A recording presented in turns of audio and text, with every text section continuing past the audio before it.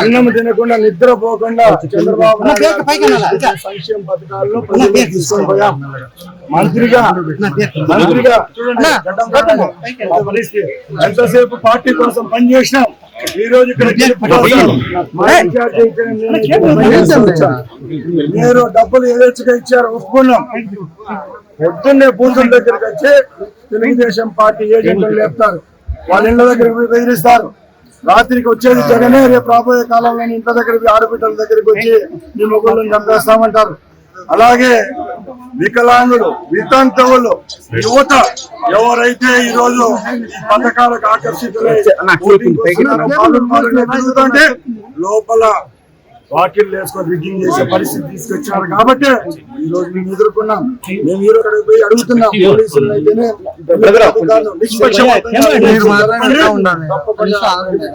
కైవసం చేసుకుంటామని చెప్పడం జరుగుతూ ఉంది.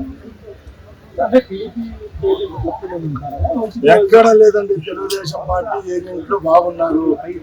గత 4-5 ఎలక్షన్లలో ఇక్కడున్న లోకల్ పరిస్థితులను బట్టి కొంచెం ఇక్కడున్న క్యాడర్ సప్రెస్ చేయడం జరిగింది గత 3 పర్యాయాలు. అదే విధంగా ఈసారి కూడా ఇక్కడ వాళ్ళ ఆటలు చెల్లుతాయనుకొని ఈ కార్యక్రమం చేపట్టారు.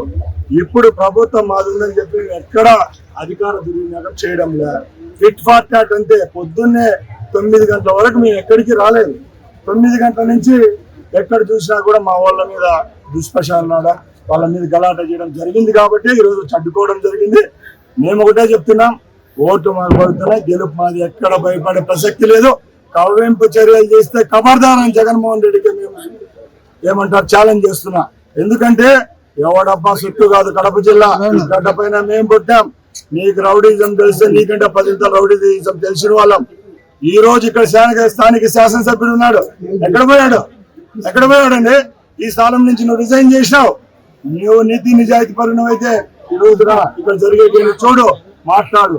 అంతేగాని చెంచాగాలను పంపించి ఇక్కడ రౌడీజం చేయాలంటే భయపడేవాడు ఎవరు లేదని తెలియజేసుకుంటున్నాను. రైట్.